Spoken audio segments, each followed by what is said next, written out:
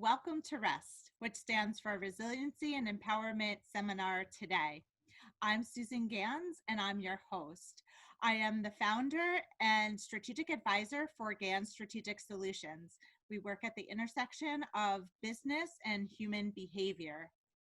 The show is about having conversations with leaders of small and mid-sized businesses, heads of nonprofits, as well as other community leaders to shine a light on the leaders' journeys as well as their respective organizations. Today, I'm so excited to speak to Rob Herzog, the founder and CEO of ZogCulture and ZogSports, and also a fellow classmate from the Wharton School of Business. And with Rob, he has a philosophy that life is better with real personal connections, caring communities, and a sense of play, which is his company's why. He started ZogSports, which is the nation's largest recreational sports league for young professionals, after his close call on 9/11, and then 10 years ago launched ZogCulture to help create playful experiences at work in person and virtually so that employees can connect, be part of a community, and infuse play into the DNA of the company's culture. His company is directly impacting over 200,000 people per year across 6 cities and has donated over $3.5 million to charity. And ZogSports has made the Crane's Best Places to Work list multiple times and earned this prestigious B Corporation Best for the World Community Award. At Wharton, where we met, he studied entrepreneurial management, and he has a BA in economics from Brown. Thank you for joining us today, Rob. Thanks so much, Susan. It's always great to see you. Yes, it's been a pleasure to catch up over the last few weeks, in particular, leading up to our virtual reunion, which just happened. Exactly.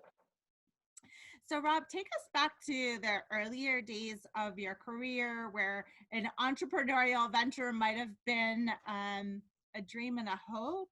What has been your journey leading up to ZogSports?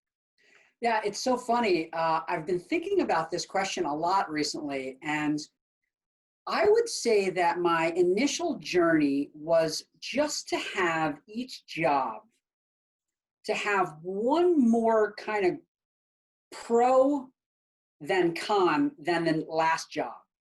I always knew that there was something about me that was kind of entrepreneurial, but I never thought of myself as being a creative, like a creator of an idea from scratch. I had always thought that my role was going to be in executing someone else's idea better. And so that's why I did management consulting for many years. It's why I actually worked in several internet 1.0 startup types of organizations.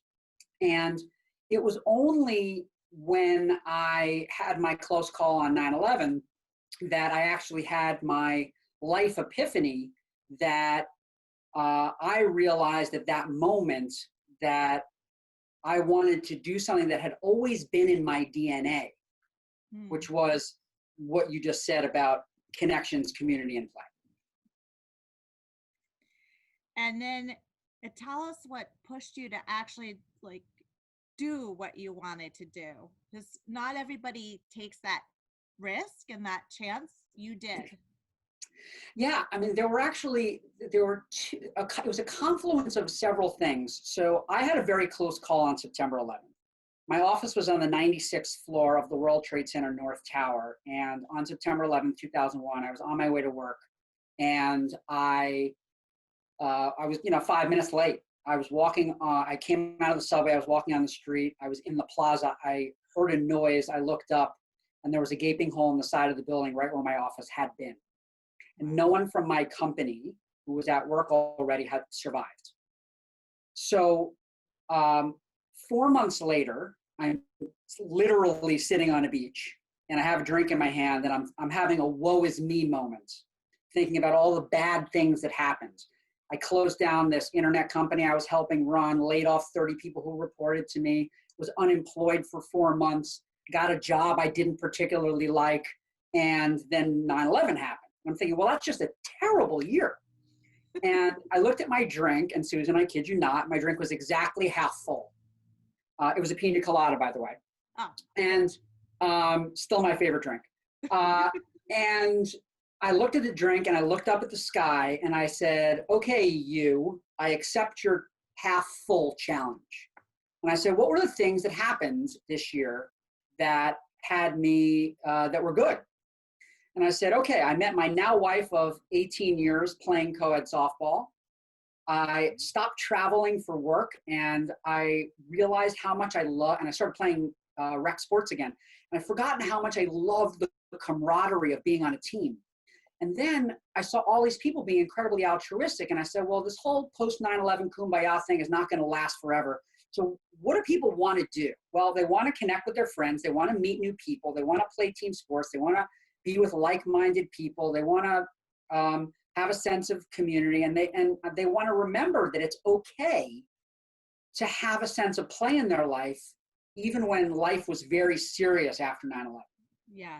So I launched, so answering your question, what prompted me to make the actual move was I felt like I had a responsibility to the world to help New York City heal at that time. But I also felt a responsibility to myself that I had been given a second chance because I survived. And I had a responsibility to do something with that opportunity. And so I said, I can't just keep doing what I'm doing and just having a job. I need to make the world a better place. And so that's one of the things I did. And it didn't hurt in terms of inspiration that I didn't particularly love my job at the time. sometimes that's a bit of a motivator. A bit of a catalyst there. Exactly. Fantastic. So I know in these particular days you've had to make some challenging choices with your business. Can you share with us, because that has taken a lot of resiliency, I think, so share what's going on. Sure. Yeah, resilience is one of my favorite words, and it's actually, when I think about my job as a parent, I think that my job is, I only have 3 things that I need to teach my children.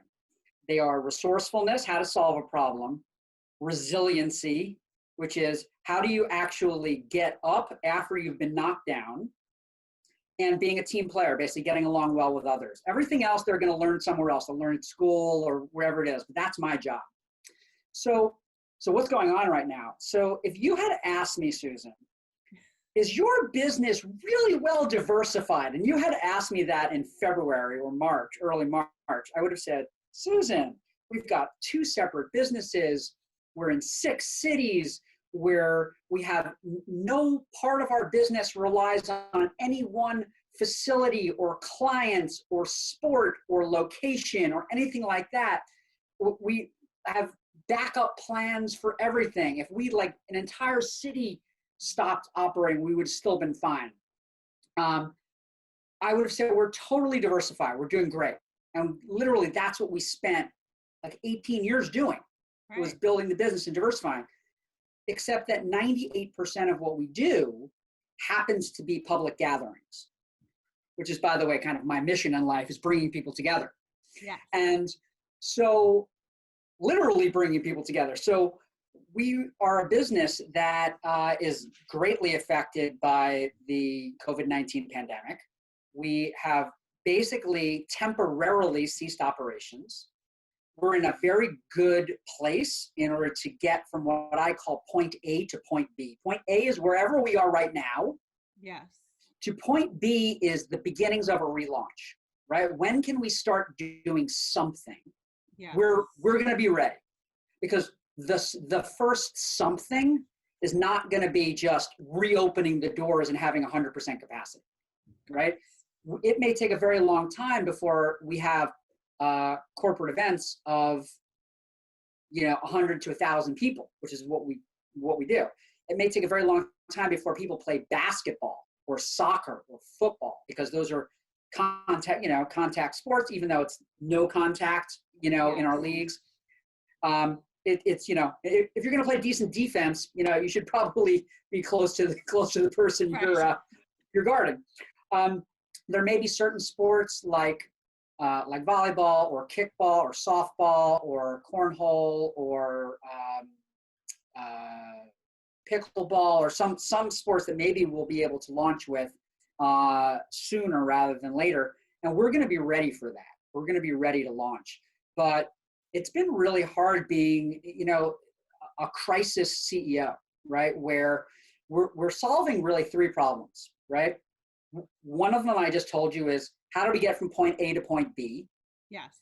Another one was, how do we get from point B to point C? Like, how do we ramp back up, right? So some of that is securing financing, yes, which we've done.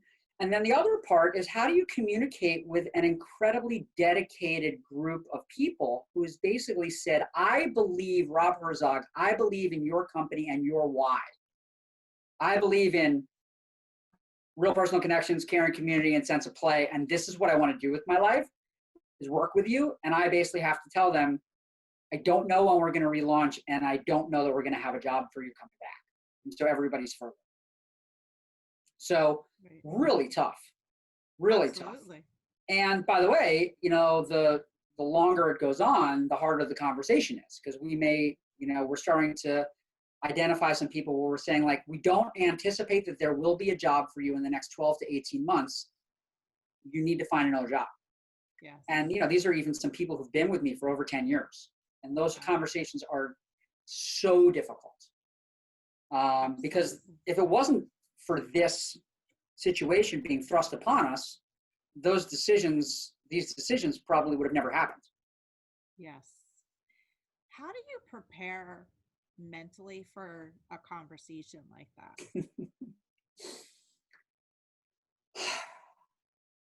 Well, I'll tell you, there's three things that I do. The first thing is I talk it through with kind of my other trusted members of my team, mostly with my chief operating officer, who's also a Wharton grad, by the way, and my chief financial officer. So I talk it through with them. That's number one. Number two is I actually write stuff down so that I don't get so emotional that I can't kind of get through the messaging. Yes. Which I highly recommend. And then I practice the conversation. So I try to get myself in an emotional mindset of incredible caring about the other person. I try to get myself in, but I also try to get myself in a mindset where the reason I'm doing these things is because I have to, not because I want to, but I have to care about the business first. Yes. Sounds mean that you care about the business more than the individual person, but if the business doesn't exist, then no one will have a job. Right. And so we need to save the business in order to save the maximum number of jobs. So therefore, we need to think about the business first. And then honestly, outside of off camera, I've gotten emotional, and I've kind of gone through some of the things I might go through on the call. I've kind of gone through before the call happens. Not that it would be a bad thing to get emotional on the call, but I try to make the calls as caring as possible, but try to keep it objective, because it has nothing to do with whether I like the person or their level of performance. It's not easy. Someone said to me once, and this is a message that I give to anyone who's ever had to fire someone. As soon as it gets easy to fire someone or lay someone off or whatever it is, have a difficult conversation, as soon as it's easy, you should probably go find a different job. That's a great perspective. one of the things that I really admire about you is how transparent you've been about your journey now, and how transparent and caring you've been with your staff. And I think that's a testament to your leadership, that and who you are as a person. So Thank you.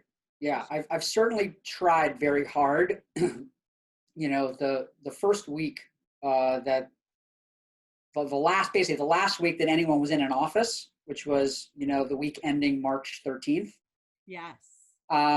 When that was when the NCAA canceled March Madness and the NBA Yes. postponed their season and things like that. So all that stuff was going on. I had 3 separate all hands meetings with our 50 full-time staff. And in each of those meetings, I wound up giving them a different message each day. Not because I was like changing my mind, but because new information was coming. Yes. At first I thought, we've got another month, we'll keep running stuff, we maybe will part-time, we'll reduce hours, I don't know, like whatever it was. And then by the next day, it was like, I think we've got 2 weeks. And then literally by Friday, on Friday, I said, I'm sorry, everybody's furloughed immediately because we're going to have to stop running everything. Yes. And that was it. I was right.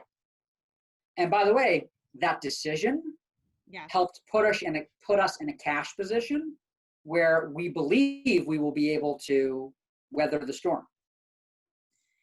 And it's very, you had to make very bold decisions in a very quick amount of time because things were changing so rapidly. And so it takes, I think, a lot of strength, core caring, and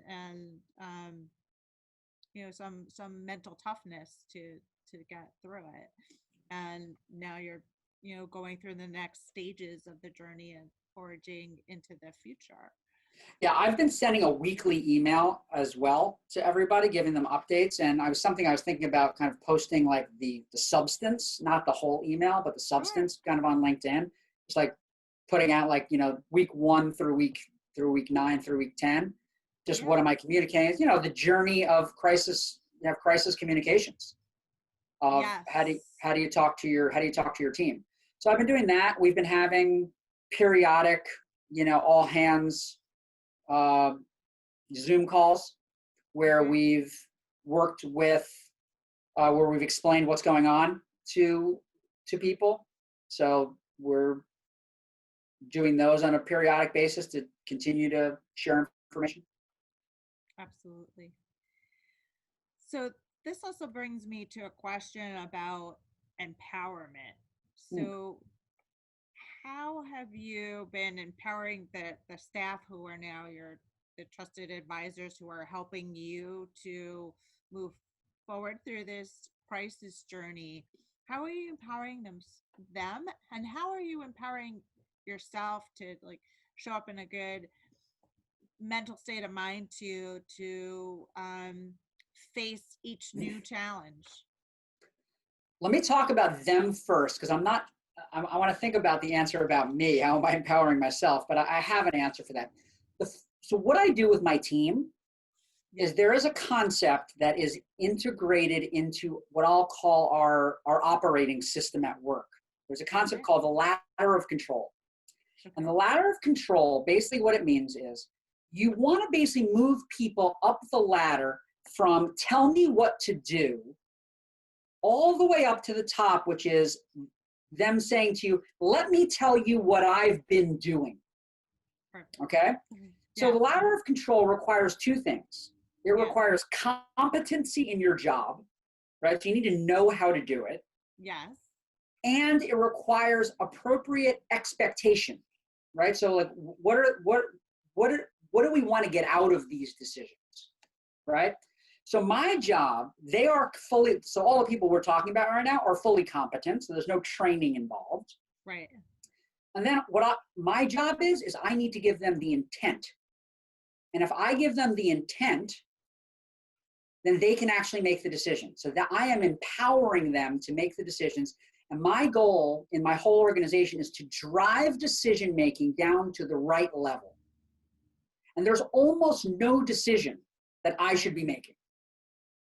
right? Someone else in the company knows whatever it is better than me, and that's the way it should work.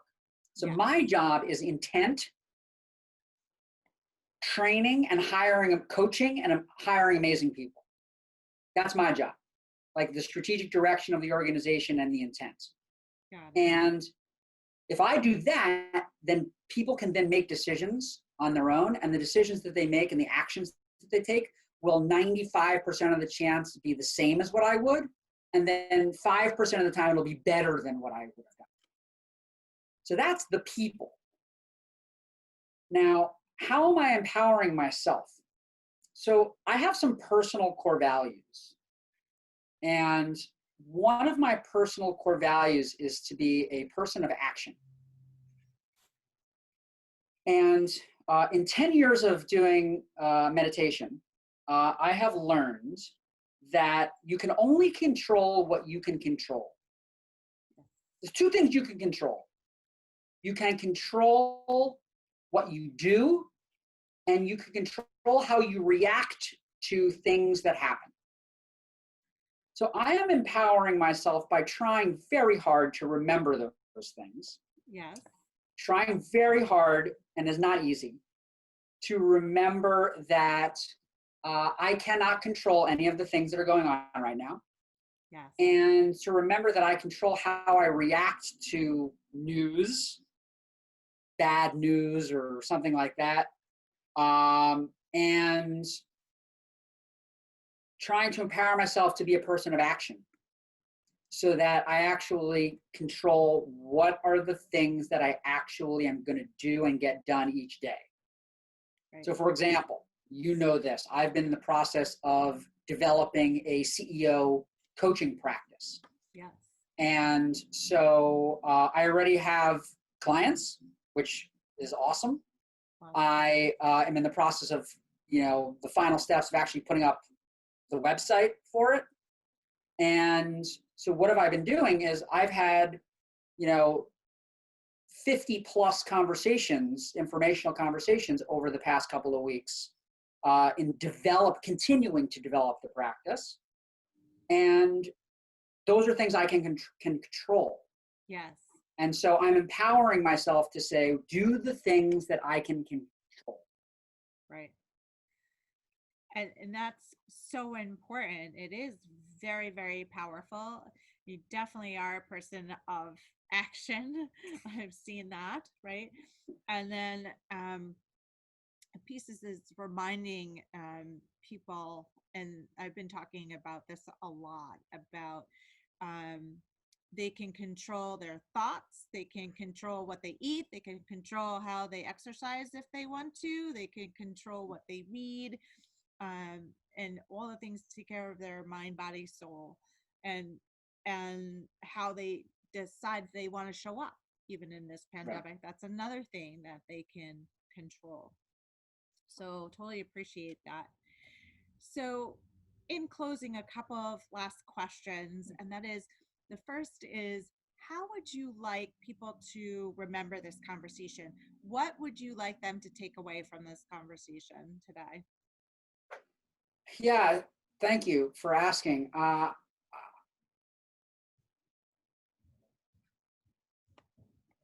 The things that I've been thinking about is how to remember from this conversation, how can I be an example of how to not be a victim where these things are happening to me and woe is me?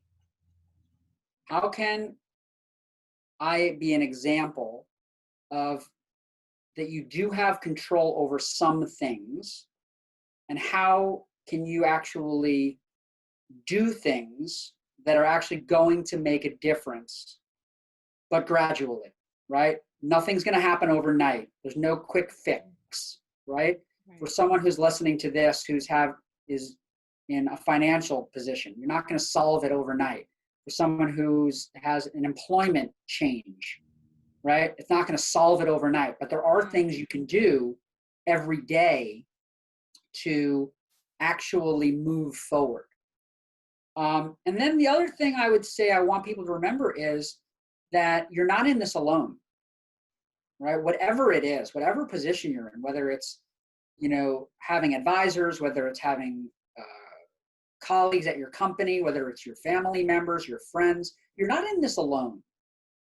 And so to reach out to people to share your experiences and to help them hold you accountable for some of the actions, and to realize that there are so many people who actually care about you in the world. And this is like, I've been astounded by the number of people who have reached out and just been, oh my God, Rob, how are you? Because I've been thinking about you because I know that what you do must be so directly affected by everything that's going on. And the number of people who have reached out to me it's astounding. The communities that I'm part of are amazing. And so I feel incredibly grateful for that. So the other thing, as I would say, is you're not in it alone.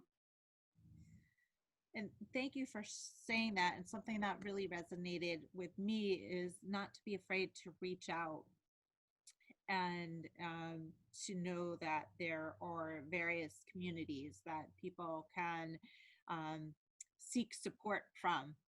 And it's okay. And you don't have to feel guilty about it. And that there are things that we can all control and do things to make a difference even during these challenging times. So before we go, where can people find you, Rob? Because I want people to find you. In my home office closet, as you can tell, that's one place you could find me. No, I mean it's pretty easy to find me. Just Robert Herzog on LinkedIn. If you want to connect there, my email is just robert@zogsports.com. And then, the two companies are zogsports.com and zogculture.com. ZogCulture is doing some really interesting things with virtual connection products right now. We're working with companies on helping remote workforces feel a sense of connection. There are a whole bunch of companies that are from very small companies to very large companies. Very small companies are saying, "Hey, my team of 10 people wants to do something fun. This is what do you have anything for us?" And then companies of multi-thousands of people are saying, "My summer internship program of 500 people is going to be remote this summer. Can you actually help us with a global product for that?" We actually have some stuff for that as well on the ZogCulture.com website. It's really fun stuff, everything from Jeopardy to scavenger hunts to virtual wellness to virtual connection activities and things like that. So there's some interesting stuff going on with that. Sounds amazing. So again, you can find Rob on LinkedIn as Robert Herzog. His email is robert@zogsports.com. His two sites, zogsports.com and zogculture.com. It's been such a delight to talk to you in this format. Thank you so much for being a part of it. And to our listeners, I hope that you're inspired by Rob's story and looking forward to future conversations. Awesome.